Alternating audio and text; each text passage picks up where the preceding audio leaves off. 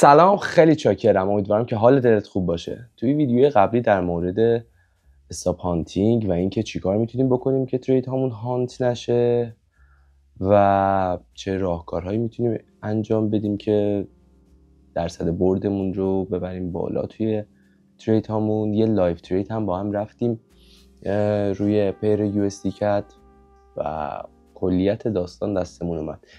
با من همراه باش، بریم با هم روی چارت طلا تایم فریم 1 دقیقه ببین که همین استراتژی چوک و فیک چوک توی میتیگیشن های رنج ها چه تریگر رو امروز به ما داده، ریواردش رو ببین و یه مقایسهش بکن با اون سبکی که داری خودت ترید میزنی، حساب کار دستت بیاد.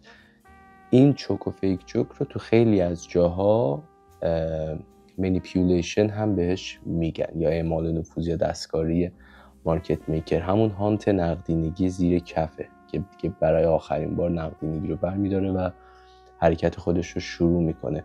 ما بهش توی اسمارت مانی میگیم رخداد چوک و فیک چوک. با من همراه باش، بریم سر چارت طلا ببینیم، مقایسهش بکنیم، ببینیم کجا میتونیم بگیریمش. بزن بریم. خب بزرگوار 3 دقیقه به من وقت بده کار جمع کنم. آقا اینجا طلا رو داریم توی تایم 1 دقیقه، تایم فریم 1 دقیقه. اینجا برای ما یه ایندوسمنتی تشکیل شده. چرا ایندوسمنت؟ چون اومده برخورد کرده به FVG و برخورد اولیه به FVG حکم تشکیل ایندوسمنت یا نقدینگی رو برای ما داره. ما منتظر وایمیسیم این نقدینگی هانت بشه. بعد از هانت شدن دنبال تریگر چوک و فیک چوک میگردیم. بعد از اینکه چوک رو به ما اینجا مارکت داد منتظر فیک چوک میشیم. تازه بعد از فیک چوک هم ورود نمیزنیم، منتظر وای میستیم بعد از فیک چوک این کفی که فیک چوک رو به ما تشکیل داده بتونه سقف خودش رو کلوز کندل بکنه. همون لحظه که کلوز کندل داد ما ورود اولیه رو میزنیم. اگر ریتریسمنت هم داد که خوشبختانه اینجا ریتریسمنت برای پوزیشن دومه. پوزیشن دوم هم یه اوردر بلاک فرش پیدا میکنیم. اگر اسپانسر کندل باشه 50%ش میتونیم ورود بزنیم که اینجا هم میبینیم کندل اسپانسره. روی 50% این کندل میتونیم ورود دوم رو بزنیم.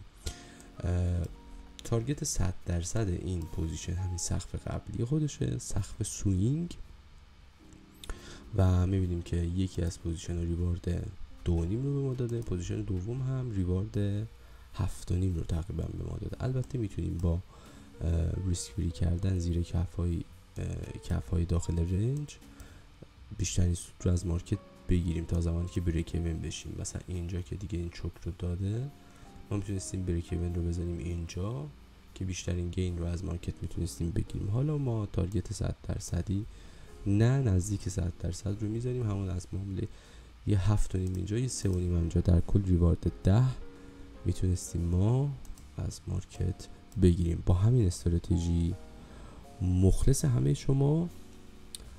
اگر که این استراتژی رو دوست داشتی با لایک و سابسکرایب بهم انرژی بده. توی ویدیوهای آینده منطق پشت این رفتار مارکت رو بیشتر باز میکنیم، با هم دیگه بیشتر گپ میزنیم و یاد میگیریم که چه اتفاقاتی داره پشت مارکت میفته که ما اینجا چوک و فیک چوک میبینیم. خیلی مخلصم، مراقب خودت باش.